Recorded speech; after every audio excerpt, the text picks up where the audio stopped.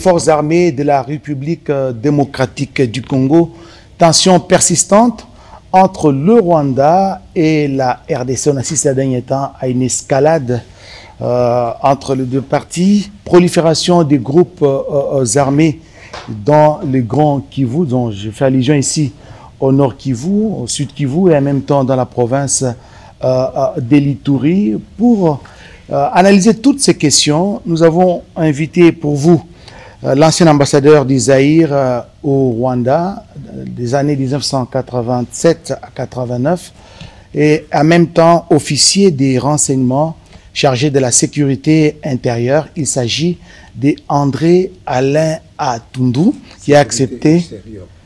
J'étais responsable de la sécurité extérieure. Merci, chargé de la sécurité extérieure sous l'époque du maréchal Mobutu. Merci d'avoir répondu à notre invitation. Et pour animer cette émission, je ne suis pas seul. Je me suis fait accompagner de Valérie Sandra Anaziela. Merci de faire notre compagnie. André Alain Atundu, vous êtes un homme expérimenté. Vous avez travaillé en tant que diplomate à Kigali au Rwanda. Je l'ai dit tantôt, dans les années 87. Et vous avez suivi et vous suivez l'actualité telle qu'elle se déroule aujourd'hui, les tensions qui persistent entre le Rwanda et la RDC. Première question, pourquoi toutes les guerres que la RDC connaît partent toujours du Grand Kivu, de l'est du pays? Je fais allusion ici au Grand Kivu et même à l'Ituri. Parce que c'est une région à conflit. Depuis 1958, lorsqu'il y a eu la révolution sociale au Rwanda, où les Tutsis ont été chassés de ce pays, et que le Congo, dans un élan panafricaniste, les a accueillis, eh bien, le problème existe toujours. Les Tutsis ont été chassés, les Tutsis chassent les Hutus, le problème n'est pas résolu et n'est pas fini. D'où la nécessité de concevoir, de mener une réflexion profonde sur la nature des relations qui doivent caractériser d'abord les Hutus et les Tutsis. Parce que ce sont des répercussions de leur rapport sur notre comportement. Comment ce pays, le Rwanda, est géré par rapport à cette problématique? De l'autre côté, comment le Burundi est géré? Alors, c'est dans ce contexte que survient ce conflit armé qui a élu domicile dans notre pays pratiquement depuis 30 ans. Ça fait plus de 20 ans, depuis 30 ans, c'est quand même beaucoup. Parce que, en réalité, ce conflit, disons, cette atmosphère de conflit et de méfiance est arrivée dans les années 90. Avec le vent de la démocratisation, lorsque il y a eu des mouvements ici contre les Rwandais. Il faut chasser les Rwandais. Souvenez-vous, les étudiants avaient marché, ils ont marché, il faut chasser les Rwandais, etc. Dans les années 90. 90. Avec les vents de la démocratisation. Alors, avec ce mouvement qui a sémé la panique parmi les populations Tutsi du Congo, cette population s'est réfugiée chez le Rwandais. C'est leur origine ethnique, ethnologique. Ils ont donc préféré se référer à cette nationalité ethnologique parce qu'ils se sentaient plus sécurisés là-bas qu'ici. C'est ainsi qu'à l'époque, tous les responsables Tutsi avaient quitté les postes de responsabilité pour alimenter le FPR, soit en humain, soit en finance, soit en technique. Mais comment expliquer justement, peut-être avant que Valérie Sandra vous pose sa question, parce que je vois ça va bouillonner, mais comment expliquer les conflits ethniques, les conflits des deux tribus du Rwanda et aujourd'hui une incidence sur la vie politique en RDC? Mais je vous explique. Allez-y. En 1958, les Hutus ont mené une révolution dite sociale. On ne va pas entrer dans les détails parce que ce ne sont pas vraiment les Hutus, mais disons, ce sont les Hutus. Ils ont chassé les Tutsis.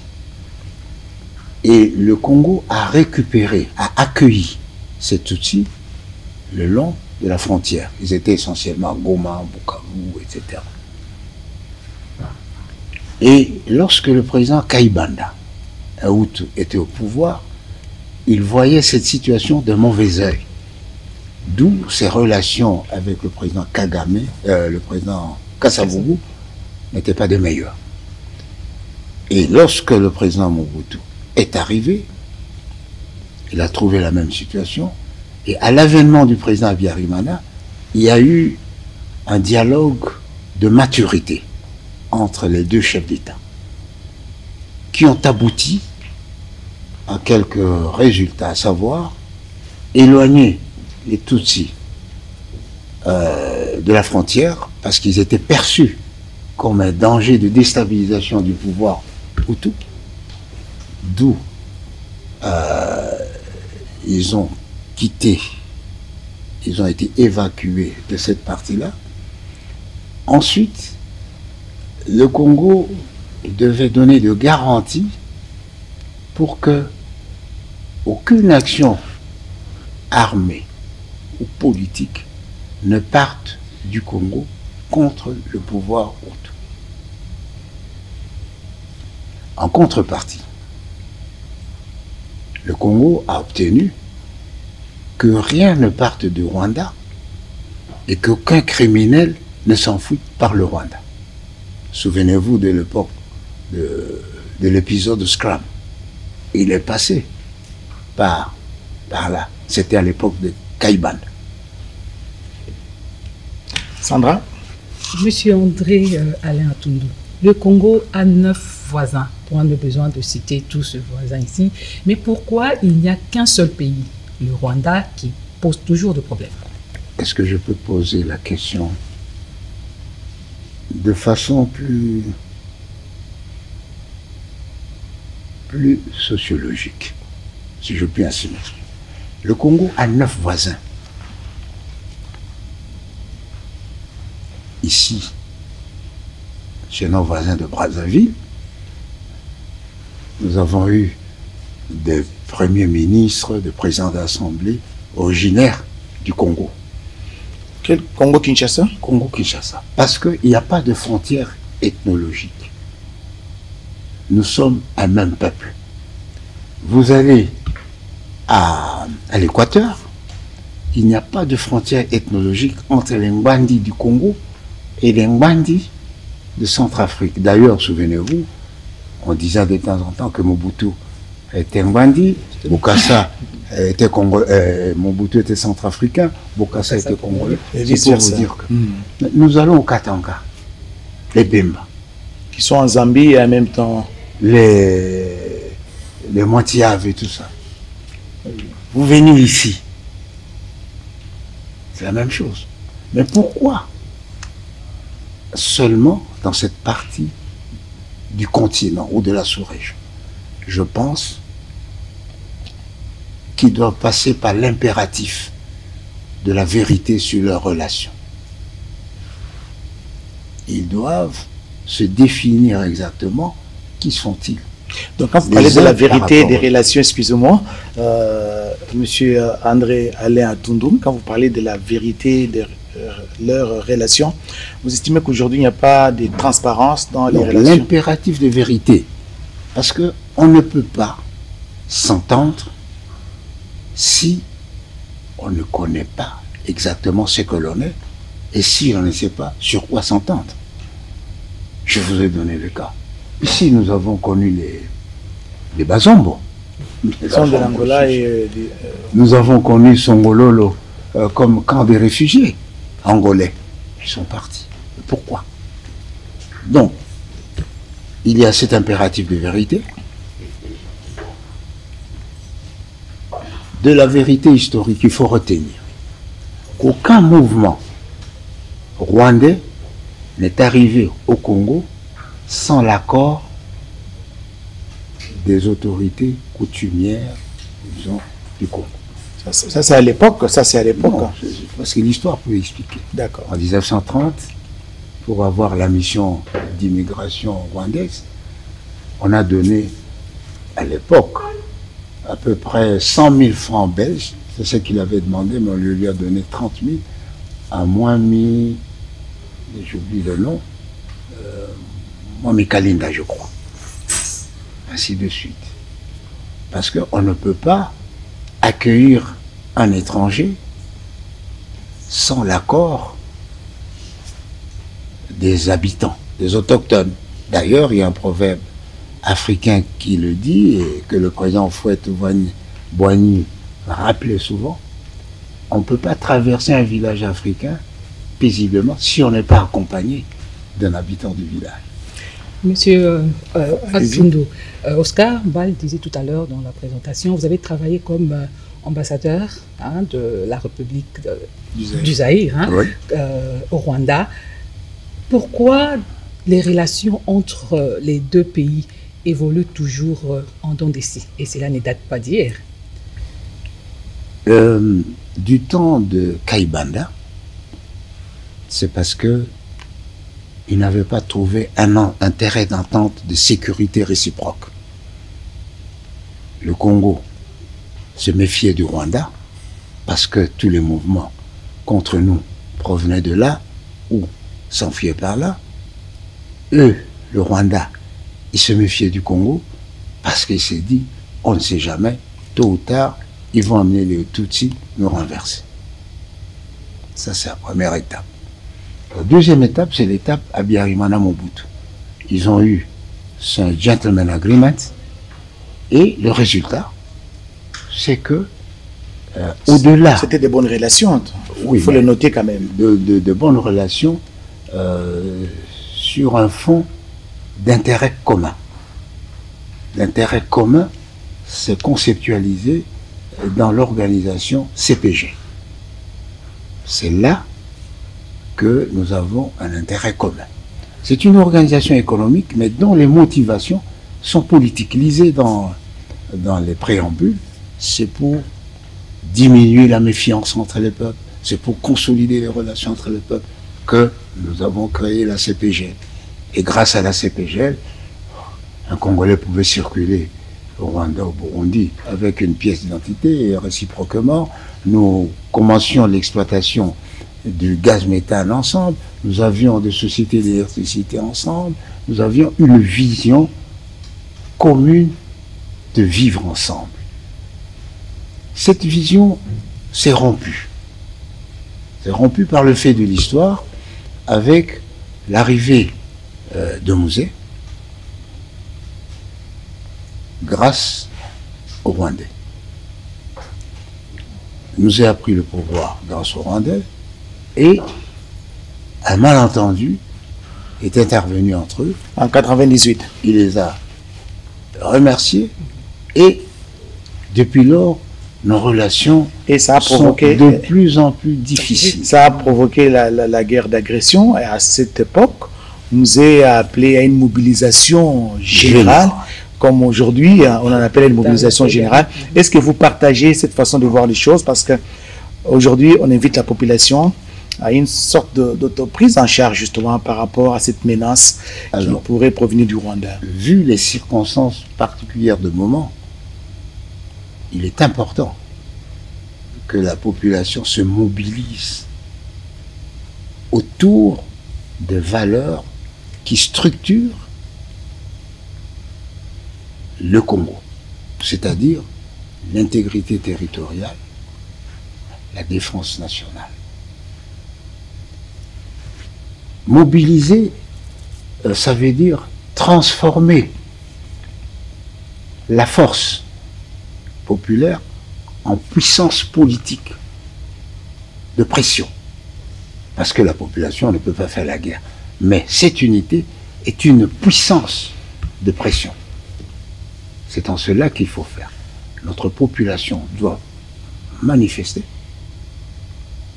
pour que ceci soit une pression vis-à-vis de l'Union africaine, vis-à-vis de l'ONU, vis-à-vis des organisations régionales auxquelles nous appartenons, et même vis-à-vis de nos dirigeants. En d'autres mots, vous battez en brèche les images qui circulent dans les réseaux sociaux, sur la toile. Nous voyons, j'ai vu, je ne sais pas si c'est au Rwanda, des élèves en train d'être exercés à manipuler les armes. Nous avons ces images. Et, mais comment moi je peux battre en brèche une image? C'est un fait. C'est un fait. Moi, je n'ai pas de point de vue. Parce que vous parlez mobilisation autour des valeurs. Oui. Les valeurs de défense, de l'intégrité. Et dans les valeurs de défense, ceux qui s'estiment capables de porter les armes, ils doivent passer par l'armée. Parce que la guerre est une affaire de techniciens. Voyez ce qui se passe en Ukraine. On nous dit qu'il y a eu des bombardements russes, etc., et autant de morts civiles dans les affrontements. Mais on oublie de nous rappeler qu'auparavant, on avait distribué des armes aux populations civiles. Donc, avoir une arme, ce n'est pas nécessairement une force, si vous ne savez pas l'employer. Voilà pourquoi il faut préparer la population à intégrer les forces de défense pour qu'ils sachent comment attaquer, comment se défendre, comment défendre le pays. Sinon, vous les envoyez à la mort, à la boucherie. Et vous savez que un objectif stratégique ne tient pas compte des pertes en vie humaine, en matériel. Monsieur Atundu, au regard de la situation actuelle, Kinshasa qui accuse le Rwanda d'attaquer sur son sol et le Rwanda qui dément, qui nie toute implication, toute action militaire en République démocratique du Congo, peut-on dire que nous sommes en guerre avec le Rwanda? Non. Nous ne sommes pas en guerre avec le Rwanda, même si l'esprit de guerre est dans nos populations. Parce qu'une guerre, c'est un acte de grande responsabilité politique qu'on ne prend pas par saute d'humeur. Et voilà pourquoi notre Constitution a encadré l'opération de déclaration de guerre. Il faut que le président discute d'une ordonnance à ce sujet au sein du Conseil. Si le Conseil est d'accord, le président consulte le Conseil supérieur de la défense. S'ils sont d'accord, le président demande l'autorisation de l'Assemblée nationale et du Sénat. S'ils sont d'accord, alors le président fait un message à la nation pour expliquer que nous sommes en guerre. Voilà, donc c'est une grande procédure. Et pour prendre cette décision, il faut faire des études préalables, il faut impliquer les services de renseignement. Ouais. Il faut impliquer les services de renseignement, il faut impliquer le service de protection civile, les services de défense. C'est toute une opération qui doit se préparer, parce que attaquer ne signifie rien si la réplique vous anéantit. Et le Rwanda s'est dit prêt à riposter en cas d'attaque. Ça, ce sont des déclarations du ministre des Affaires étrangères. Mais ça, c'est la profession de foi de chaque État. Si nous sommes attaqués, nous estimons que nous sommes attaqués par le Rwanda, nous avons l'obligation morale de riposter, même sans déclarer la guerre. Monsieur André Alain Atundu, un politicien congolais dont j'étais expressément le nom, a dit les M23, les rebelles du M23, c'est l'habit, mais les corps, c'est le Rwanda. L'histoire peut confirmer cette affirmation. L'histoire peut le confirmer. Parce que le M23 est venu du Rwanda, a été vaincu, Oui, défait par mais l'armée a congolaise. continué à végéter à la frontière, c'est-à-dire avec un arrière comme espace de répit, le Rwanda, et les responsables, c'est Pavané à Kigali et tout ça. Est-ce qu'on peut dire qu'ils Et sont donc- soutenus par le donc- Rwanda donc, pour être plus clair, Logiquement, est-ce qu'ils sont soutenus par le Rwanda? non, donc logiquement, Hmm. le M23 ne peut pas ressusciter de soi-même. Il doit y avoir Un une soutien. assistance. Logiquement, le M23 ne peut pas mener une action de cette envergure qui est de nature à avoir des répercussions semblables au Rwanda sans au moins prévenir les autorités rwandaises et avoir leur neutralité bienveillante. C'est le moins qu'on puisse dire. La communauté internationale appelle les deux pays au dialogue. Les membres du Conseil de sécurité des Nations Unies appellent à l'apaisement et même au rétablissement de la confiance entre les deux parties. Pensez-vous que la diplomatie soit la meilleure option pour les deux pays? Je vous répondrai par la philosophie de gestion des relations de la sous-région, la philosophie du président Museveni. Fight and talk. C'est-à-dire, il faut être capable de se défendre, mais en même temps être capable de mener un dialogue de maturité. Et donc, un dialogue n'est pas un signe de faiblesse. Un dialogue est un théâtre de rapport, de force. Parce que les arguments ont une force. Les faits qu'on apporte ont une force. Donc, notre armée doit continuer à se battre. Notre population doit soutenir, se mobiliser pour entretenir la combativité de nos troupes, notamment par l'unité. Notre classe politique doit contribuer à entretenir la combativité de notre force par la synergie de leurs positions. Il y a des cadres pour, disons, il y a des principes pour mener ce genre d'opération, malgré les divergences éventuelles. Il faut que le secret soit sauvegardé. Il faut qu'il y ait un cloisonnement, c'est-à-dire, c'est qu'un responsable le sait, tous les responsables ne doivent pas le savoir. Et il faudrait maintenir l'unité de commandement, le leadership national sur la conduite des opérations. Monsieur Alain Atundu, je vous comprends bien. Votre chemin... Mais vous avez je n'ai pas terminé de répondre. Terminé. Madame a parlé de l'appel de la communauté internationale. Oui, c'est une profession de foi pour tout membre des Nations Unies. Le Rwanda, le Congo et tant d'autres, nous faisons partie des Nations Unies et donc nous avons l'obligation morale et même statutaire de privilégier le dialogue à la force. Mais le dialogue doit remplir un certain nombre de conditions.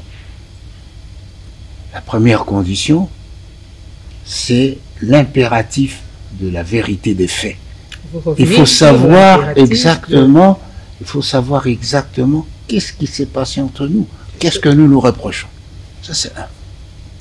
Deuxièmement, lorsque vous avez franchi cette étape cruciale,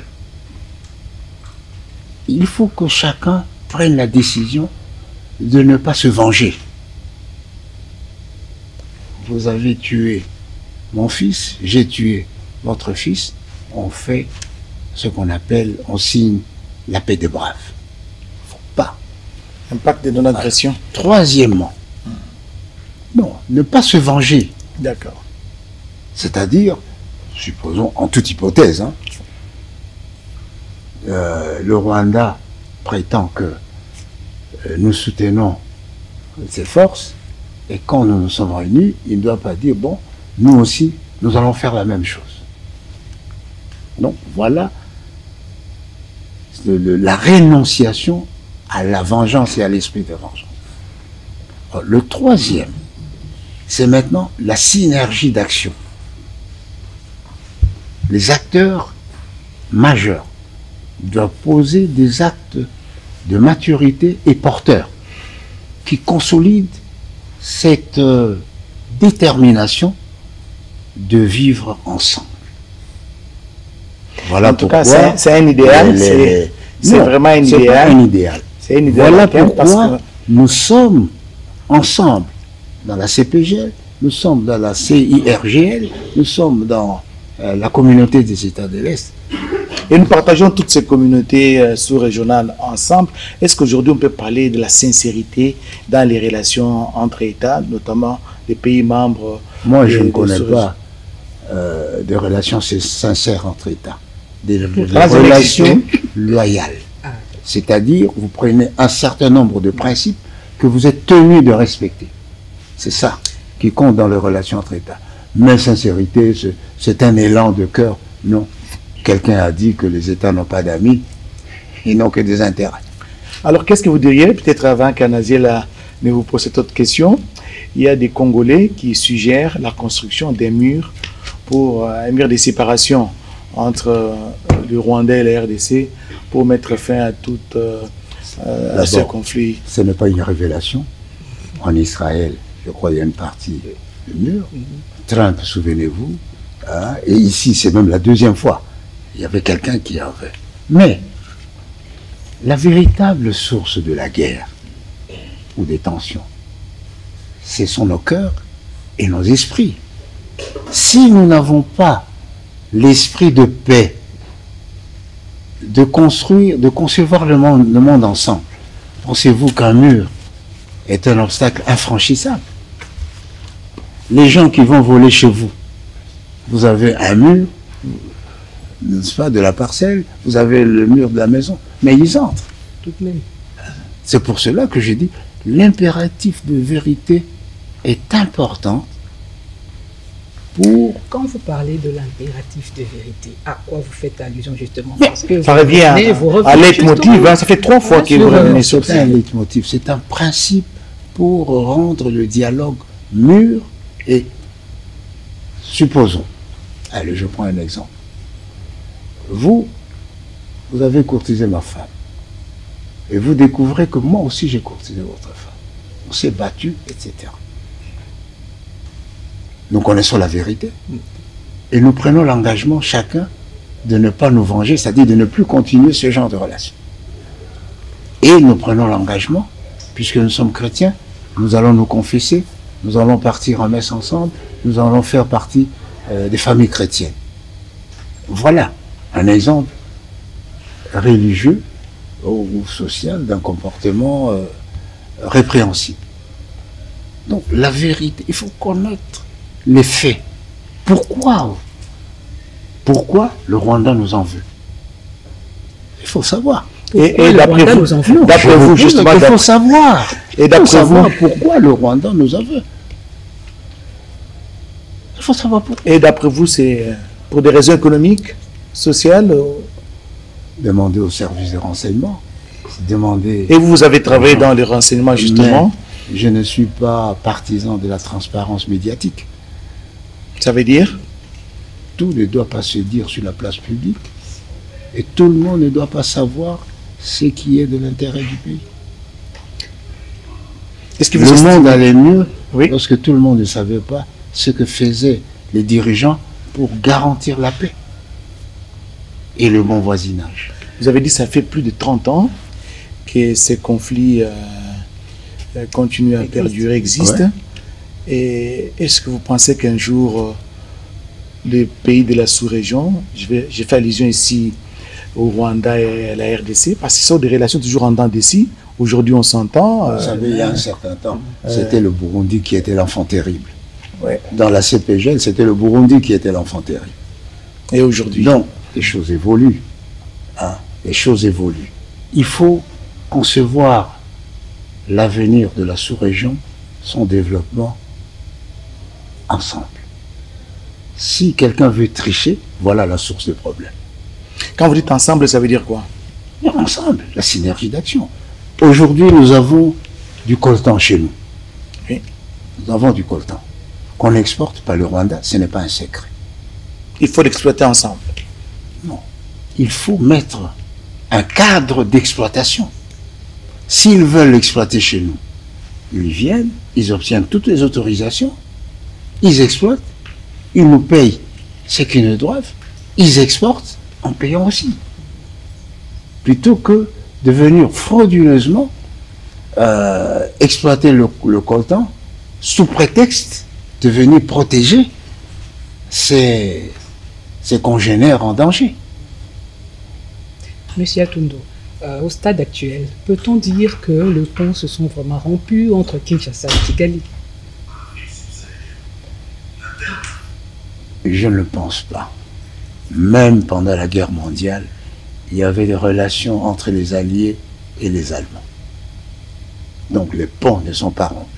D'autant plus que les problèmes, c'est au niveau des dirigeants qui doivent construire des relations de confiance. Parce que le peuple n'a que faire. Aller à Goma.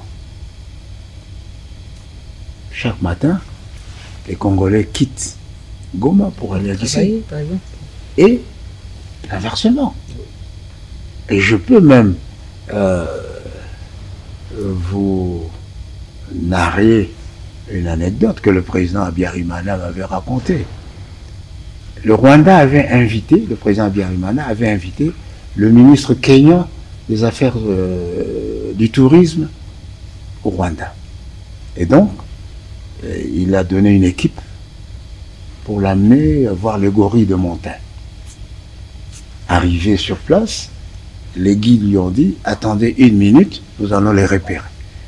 Et pendant qu'ils allaient le repérer, le ministre sent des craquements, des gens qui passent.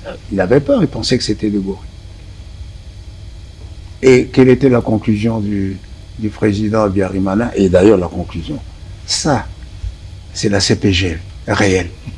C'est-à-dire, ce qui vient du Congo passe clandestinement au Rwanda, et ce qui vient du Rwanda place clandestinement. Voilà pourquoi il est important d'encadrer nos relations pour éviter de malentendus tragiques de ce genre. Et puisque nous parlons de la mobilisation générale autour des forces armées de la République, quel comportement adopter par la population congolaise? La mobilisation, c'est un appel aux citoyens. Donc il faut qu'il y ait un ordre de mobilisation. Les citoyens qui veulent combattre au Rwanda doivent s'inscrire, ceux de Tchango à Kibumango, ceux de Kinshasa au camp Kokolo. Comme ça, l'armée, les responsables peuvent construire une force efficace. Il ne s'agit pas pour la mobilisation, ne veut pas dire, voilà, Congolais franchissent la frontière, n'importe comment. Comme on a vu, ils sont en cas de légitime défense. Et vous risquez de mener les gens à l'abattoir en toute inconscience. Mais à l'époque de M. Laurent Désiré Kabila, il y a eu cet appel à la mobilisation. Je vous rappelle les forces de défense populaire, les forces d'autodéfense populaire, beaucoup de jeunes gens. Mais ça signifie une organisation. Force d'autodéfense populaire. C'est-à-dire qu'il y a un chef qui mène le combat. Il faut organiser notre mobilisation. Donc vous voulez un caractère solennel de cette mobilisation? Non, il faut que nous puissions mobiliser les gens. Ça veut dire quoi? Reprendre, appeler un supplément de force pour porter, appuyer et renforcer notre présence et notre puissance de combat. Si vous acceptez d'aller vous battre au Rwanda, il ne suffit pas de jeter le costume et de porter l'uniforme. Il faut passer par le camp Tchatchi, qu'on vous dise au moins comment on marche. Quand vous êtes à plusieurs, comment on se bat. Quand vous êtes à plusieurs pour vous battre, qui est le commandant? Quelle attitude vis-à-vis du commandant? Quelle discipline? C'est ça, la mobilisation générale. Ce n'est pas un élan de cœur.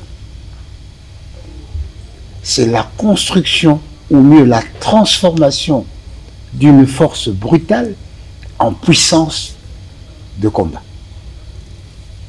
Et c'est ce qu'il faut faire pour le moment. Oui, c'est ce qu'il faut faire. Nous devons nous organiser. Nous devons avoir des centres de recrutement pour préparer les gens qui veulent aller. Est-ce que ce genre ne risque pas, demain après-demain, d'être aussi une source d'insécurité, par exemple, comme on le voit en Centrafrique avec la Séléka, qui, plus tard, sont devenus une source d'insécurité pour le pays? Rassurez-vous, toutes les hypothèses tragiques n'arrivent pas. Pour l'instant, nous nous mobilisons pour défendre notre pays, pour contribuer à la défense de notre pays. Nous avons l'obligation morale de faire appel à toutes les personnes aptes, soit dans l'armée, soit dans la défense civile, soit dans la protection civile. Voilà les 3 secteurs de mobilisation. Même au niveau des réservistes. Même les diplomates, voilà. Ils doivent aussi être mobilisés. Non pas sur le terrain le théâtre des opérations, mais dans les ambassades, dans les rencontres, etc. C'est ça la mobilisation. À vous entendre parler, il faut une diplomatie donc agissante pendant que les militaires sont au front, n'est-ce pas? Si jamais la mobilisation est une nécessité nationale aujourd'hui. Chacun dans son domaine doit se battre pour l'unité du pays, doit se battre pour repousser les agresseurs. Si vous êtes aux Nations Unies, ambassadeur du Congo, battez-vous là-bas. Trouvez les résolutions nécessaires, les alliés nécessaires pour repousser les agresseurs. Ne quittez pas les Nations Unies et venir vous faire tuer à Goma. Vous n'aurez servi à rien. Alors comment arriver à capter cet élan national? Parce que Goma, c'est quand même à plus de 2000 km de Kinshasa. Quand vous allez dans d'autres coins de la République, c'est comme s'ils ne ressentent pas ce que vivent les habitants de Goma. Mais Kinshasa n'est pas le Congo. Goma, c'est le Congo. La mobilisation doit concerner aussi les, comment on les appelle, les gomatraciens. Voilà. La mobilisation, la condition essentielle de son efficacité, c'est son organisation à fin d'action sur le terrain. Voilà pourquoi on dit le gouvernement doit se mobiliser, c'est-à-dire dans tous les champs où un ministre se trouve, il doit parler de la légitimité de notre situation et de la nécessité de repousser et avoir des alliances à cet effet. Mobilisation à tous les niveaux, même au niveau des services de renseignement. Prioritairement. Vous ne pouvez pas commencer une guerre sans avoir préparé les services de renseignement, militaires, civils et même l'administration. Pourquoi c'est important? Parce que une guerre n'est pas un jeu d'enfant. Ce n'est pas parce que vous portez une arme que vous êtes capable de tuer. Il faut avoir la psychologie. Je me souviens, dans les années où j'étais en France, chaque mercredi, j'allais m'entraîner au tir dans une base française. Eh bien, pour tirer de façon instinctive, c'est-à-dire vous avez un revolver, vous tirez. Que me disait mon instructeur? Imaginez quelqu'un que vous haïssez pour l'abattre. C'est-à-dire qu'il faut préparer, mobiliser votre psychologie, votre intellect en fonction de l'objectif. Donc si vous allez vous battre sans savoir pourquoi, vous allez fuir. Il faut savoir pourquoi vous vous battez si cela implique le sacrifice de votre vie, vous le ferez. Je vois ici, nous sommes mobilisés. Bon. Est-ce que dans les quartiers, il y a des rassemblements organisés pour expliquer aux gens le sens de cette mobilisation? C'est aussi ça le problème. Hein. On parle de la mobilisation, mais le commun des Congolais ne comprennent pas tellement cette mobilisation. Nous devons traverser la frontière pour nous battre avec le Rwandais. Comment ça doit se faire justement, cette mobilisation dont on parle? Bon, c'est la tendance justement. La guerre, c'est une affaire de spécialistes. Si vous avez l'âme combattante, allez à l'état-major, demandez, posez la question, où dois-je m'inscrire pour participer à la guerre? C'est comme ça que ça doit se faire. Voilà, c'est comme ça. Donc Voilà. quand on parle de la mobilisation, Ouais. c'est une formule conceptuelle d'une réalité beaucoup plus terre à terre. C'est-à-dire, certainement, notre état-major est en train de recruter les gens. Ne serait-ce que pour remplacer les troupes, pour renforcer les troupes. Puisque vous parlez de la défense de l'intégrité territoriale, vous avez dit que c'est une affaire de tous, nous devons nous mobiliser, n'est-ce pas? Ne pensez-vous pas qu'il faille, déjà dans la promotion de recrutement au niveau des universités, comme ça s'est fait sous d'autres cieux, qu'on puisse initier déjà les étudiants, par exemple au maniement des armes ou au La rudiment mobilisation est militaire? une opération spécifique. La formation militaire des étudiants, c'est une autre réalité. Même paramilitaire. Vous en connaissez le coût? Amener chaque année tous les finalistes du Congo faire 1 an de service militaire, Ils se ça a un familiarisent coût- ça a avec un les coût- maniements des armes. Ça a un coût énorme. Nous qui sommes passés par l'armée, jusqu'à présent, nous ne sommes pas mobilisés. Pourquoi? Ça a un coût énorme. Mobutu avait cette idée, mais il s'est rendu compte qu'il ne pouvait pas supporter. Mais tout dépend de ce que l'on veut, de ce que l'on cherche. Hein. Tout dépend des moyens que l'on met en place ou des moyens dont on dispose. Il faut d'abord commencer par renforcer la combativité, disons, la force combattante des experts. Il faut d'abord renforcer notre armée avant d'appeler les autres. Donc, équiper notre armée, les préparer aux techniques de combat, etc. avant de vous appeler. Est-ce que vous estimez que le moment est arrivé où les régimes en place doivent consulter tous les vétérans, Depuis toutes les intelligences 1960, pour que cette mobilisation puisse réussir? depuis 1960, depuis que le Congo est une entité unique, cette nécessité existe. Et il n'est pas nécessaire de le proclamer. Si le président me consulte, est-ce qu'il doit le dire? Est-ce que moi je dois le dire? Par exemple, consulter l'ancien président de la République, Mais consulter je les dis, anciens premiers ministres. Est-ce que le président Tshisekedi doit vous dire, j'ai appelé le président Kabila 3 fois aujourd'hui, nous avons discuté de ça, nous avons... Non. Mais vous savez, quand c'est médiatisé, ça se donne un peu de force. Nous avons suivi en France, avec cette histoire, avec la guerre qui se passe en Ukraine. Nous avons vu le président Macron consulter Sarkozy, il a appelé François Hollande, les anciens chefs d'État, il a fait appel aux réservistes français Oui. pour avoir une idée comment il faut intervenir en Ukraine. Oui. C'était quand même intéressant, non? Mais c'est une méthode dont l'efficacité n'est pas certaine. Parce que la classe politique réagit. Mais aujourd'hui, je vous dis, pour que nous puissions bien mener cette guerre, nous devons avoir le sens du secret, nous devons avoir le sens de confidentialité et nous devons avoir le sens de cloisonnement. C'est ça, les conditions d'efficacité. Ce que l'on dit, en général, dans de telles circonstances, on doit dire ce que les gens savent déjà. On ne peut pas révéler les secrets. Monsieur Atundu, nous parlions tout à l'heure des appels au dialogue de la communauté internationale, des organisations de la sous-région.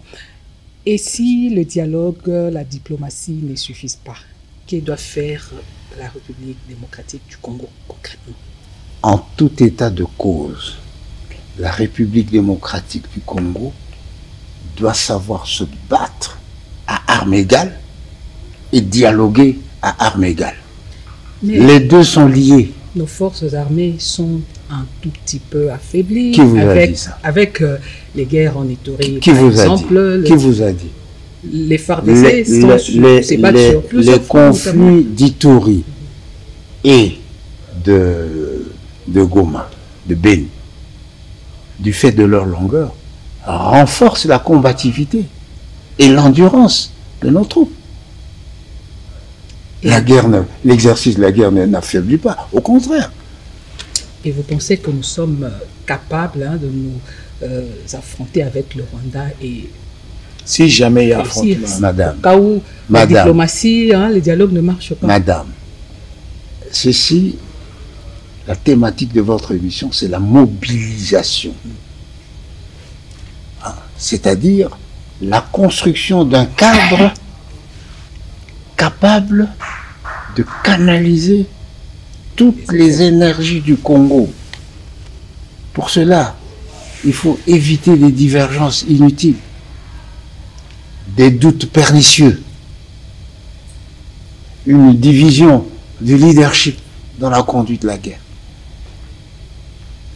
Voilà pourquoi j'ai dit, si vous avez des doutes, le secret, la confidentialité et le cloisonnement, allez à l'état-major, posez-leur la question.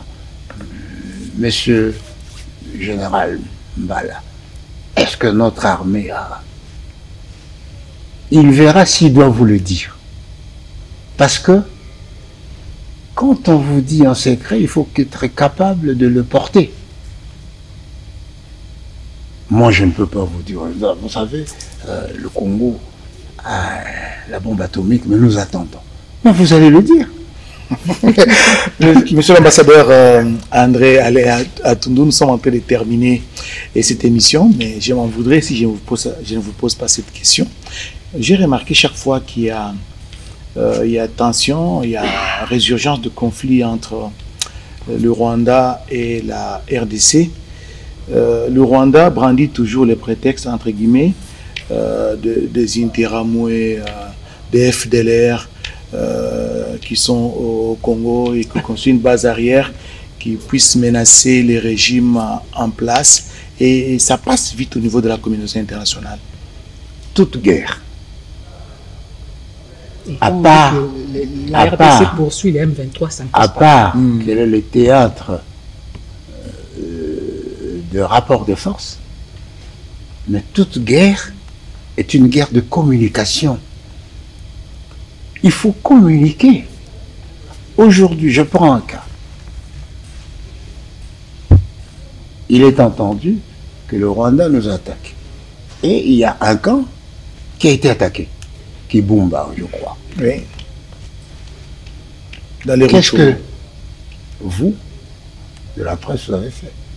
Mais il faut établir un lien entre cet acte ignoble et la prochaine visite du pape, la prochaine visite du couple belge. C'est à nous de... Donc c'est une guerre de communication. Ça fait partie de la confidentialité aussi. Il faut concevoir la façon de présenter les faits à votre avantage. C'est ça la communication. Donc nous sommes dans les stratégies de communication. Et que vous considérez comme étant de la confidentialité. Ouais. Donc dans les secrets d'État en même temps aussi. Non, c'est d'abord un principe général de la vie. Le secret, la confidentialité et le cloisonnement. Ce que vous faites ici, celui qui est sur le terrain pour le reportage ne doit pas le savoir. Valérie Sandra Naziela, nous sommes arrivés à la fin de l'émission. Moi qui vous ai... Juste une dernière question, Monsieur Atundu. Jusqu'où peut aller ce conflit, cette crise, cette escalade entre Kinshasa et Kigali? Jusqu'où? Jusqu'à son dénouement. Et son dénouement dépend de notre volonté de vivre ensemble. La solution de ce conflit ne sera pas militaire. Je n'oublie pas que Mme Bita a dit qu'il faut répondre aux provocations. Oui, il faut répondre. Mais il ne faut pas négliger les autres supports. Vous parlez souvent et vous parlez avec émotion et une certaine peur de lobby Tutsi. Et créer un lobby congolais. Créer un lobby congolais. Nous avons autant de partenaires traditionnels qui ont plus d'intérêt à nous voir prospérer qu'à voir le Rwanda. Donc, créer un lobby. André Aléa Tundu, c'est de la confidentialité, c'est parmi les stratégies. Il ne nous reste qu'à vous dire sincèrement merci d'avoir répondu à notre invitation. Espérons vous retrouver dans nos prochains numéros, à moins que vous ayez un message à passer. Le message, c'est toute l'émission. Nous ne devons pas réagir avec le cœur, en passant par nos populations. Nous devons réagir par l'intelligence. Parce que la guerre est une activité intelligente. La guerre. Et donc, si quelqu'un vous attaque, probablement, il s'est préparé. Et il sait comment vous allez réagir. Mais vous, avant de réagir, il faut essayer de comprendre ses intentions et mettre la puissance qu'il faut pour l'étouffer dans l'œuf. Mesdames, Messieurs, au nom de toute l'équipe, nous vous disons sincèrement merci de l'attention toute particulière que vous avez daigné accorder à ces magazines. Merci à Valérie Sandra Naziela. Merci à l'ambassadeur André Alain Atundu. Je rappelle que vous êtes un ancien ambassadeur d'Isaïr au Rwanda. Les années, c'était vers les années de 87 à 88. Et en même temps, vous avez été un officier des renseignements. Mais je voudrais compléter en disant... De sécurité extérieure, oui. En disant que je comprends, moi, la fureur de nos populations. Parce que la vision stratégique n'est pas à la portée de tout le monde. Donc nous devons canaliser cette fureur, transformer cette fureur